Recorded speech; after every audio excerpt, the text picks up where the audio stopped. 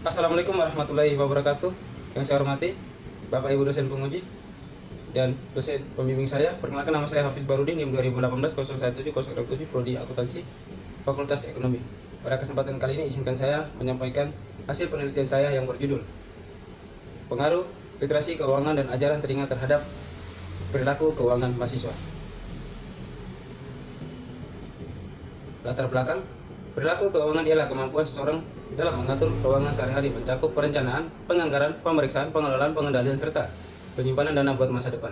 Munculnya perilaku keuangan ialah dampak dari besarnya keinginan seseorang agar memenuhi kebutuhan hidupnya sesuai dengan tingkat pendapatan yang didapatkan. Perilaku keuangan memiliki faktor seperti financial literacy atau literasi keuangan. Setiap orang wajib memiliki keterampilan dan pemahaman keuangan atau literasi keuangan semenjak dini, sebab memudahkan setiap orang untuk mengelola keuangannya. Orang yang kurang memiliki keterampilan dan pemahaman keuangan dapat menjadi salah satu penyebab sikap konsumtif. Tingginya sikap konsumtif pada akhirnya mengakibatkan pengelolaan keuangan individu menjadi tak terkendali.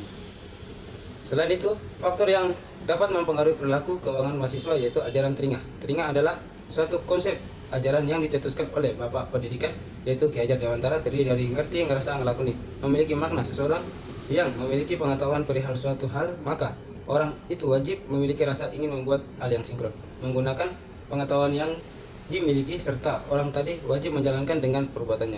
Misalnya, seseorang yang dapat memahami sistem keuangan dalam kehidupan.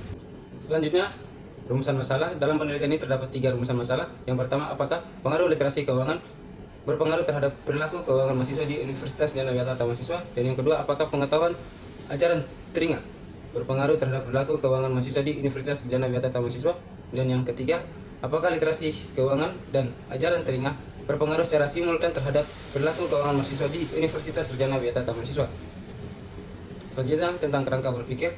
Literasi keuangan berpengaruh terhadap perilaku keuangan mahasiswa, ajaran telinga berpengaruh terhadap perilaku keuangan mahasiswa, dan yang terakhir, literasi keuangan dan ajaran telinga secara simultan berpengaruh terhadap perilaku keuangan mahasiswa.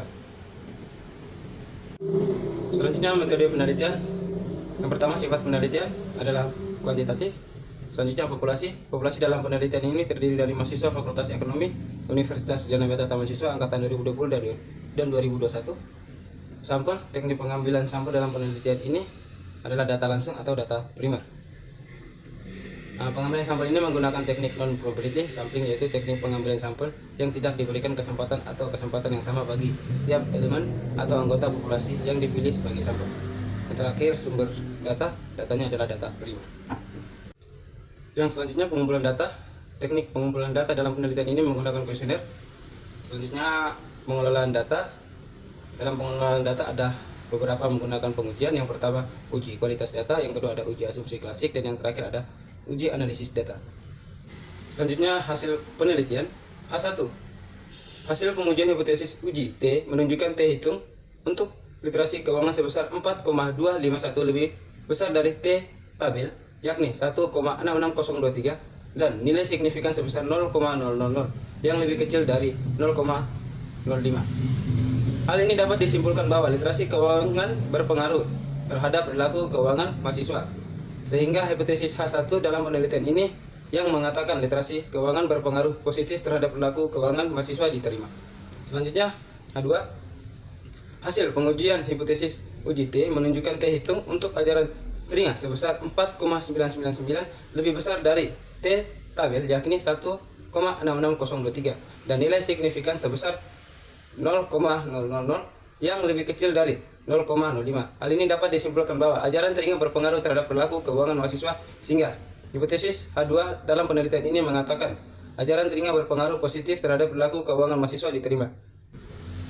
Selanjutnya, H3. Hasil uji F diperoleh F hitung sebesar 80,628 dan F tabel adalah 2,70, sehingga F hitung lebih besar daripada F tabel, yakni 80,628 lebih besar dari 2,70, dan diketahui nilai signifikan 0,00 lebih kecil dari 0,05. Maka dapat disimpulkan bahwa variabel literasi keuangan dan ajaran telinga secara bersama-sama berpengaruh simultan terhadap perilaku keuangan mahasiswa. Selanjutnya adalah kesimpulan. Bagian sebelumnya telah menjelaskan hasil pengujian dan analisis, sehingga Pada bagian ini dapat disimpulkan literasi keuangan berpengaruh positif terhadap perilaku keuangan mahasiswa, ajaran telinga berpengaruh positif terhadap perilaku keuangan mahasiswa, dan yang terakhir, literasi keuangan dan ajaran telinga secara bersama-sama mampu mempengaruhi perilaku keuangan mahasiswa sebesar 61,7%. Saran 1. Penulis selanjutnya diharapkan untuk menambah variabel yang mungkin mampu mempengaruhi variabelnya, misalnya pengendalian diri, pendidikan keuangan, keluarga, teknologi kepemimpinan yang bisa ditempatkan sebagai variabel independen, moderasi atau intervening dengan metode kuantitatif dan populasi yang lebih besar. 2. Penelitian selanjutnya diharapkan agar dapat memperluas pengumpulan data yang berupa pengumpulan data dengan wawancara. Hal tersebut dilakukan agar peneliti dapat memperoleh data yang lebih nyata.